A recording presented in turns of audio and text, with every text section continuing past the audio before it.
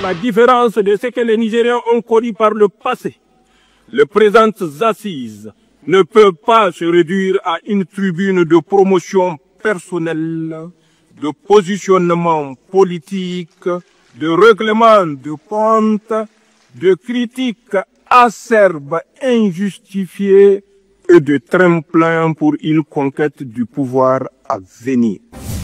Face à la presse nationale et internationale à Niamey, les 5 présidents de sous-commission des assises nationales sur la refondation du Niger.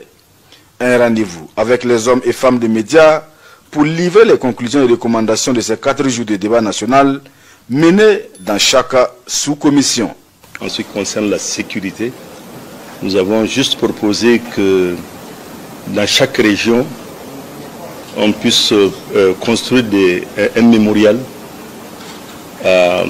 dédié en hommage aux morts qui sont tombés sur le champ d'honneur. En ce qui concerne la cohésion sociale, nous avons fait une proposition, celle d'uniformiser les heures de prière dans les régions. En ce qui concerne la réconciliation nationale, il est extrêmement important de porter une attention particulière sur le contexte et les conditions de cette réconciliation nationale. Éviter que ça ne soit une réconciliation nationale éphémère, qu'elle puisse être durable. Nous avons également débattu de la question transversale soumise à toutes les sous-commissions relative à la durée de la période de transition et à la charte qui régira cette période de transition. Un Niger radieux, souverain, de prospérité économique en phase avec les aspirations de son peuple. Une vision et un esprit patriotique qui auront guidé l'ensemble des débats au cours de ces travaux.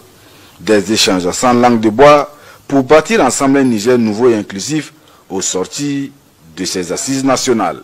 L'aspect refondation prend en charge le fait que c'est tout simplement notre volonté d'aller vers une gouvernance qui réponde aux attentes de notre peuple, de se voir entièrement bien gouverné et capable de pouvoir s'affirmer dans le concert des nations.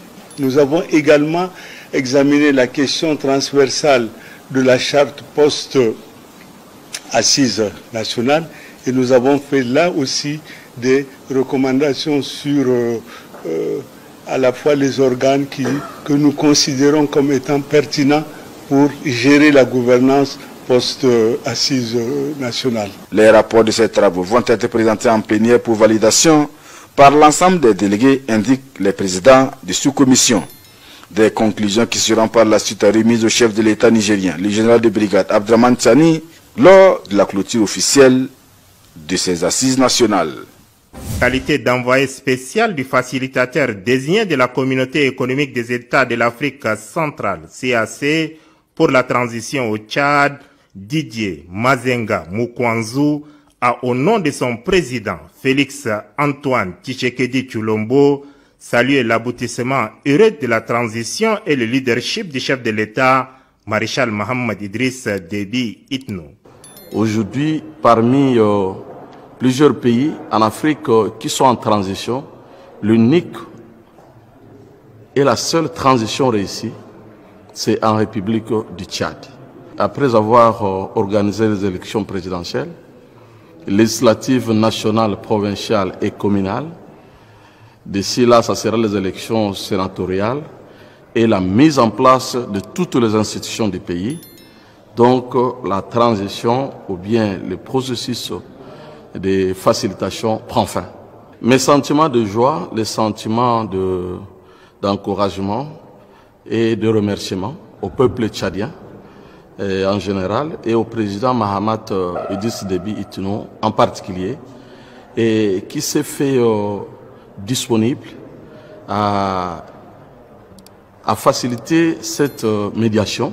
C'est sur cette bonne note d'espoir et d'espérance de voir le Tchad garder le cap de son retour à l'ordre constitutionnel que l'émissaire du président Félix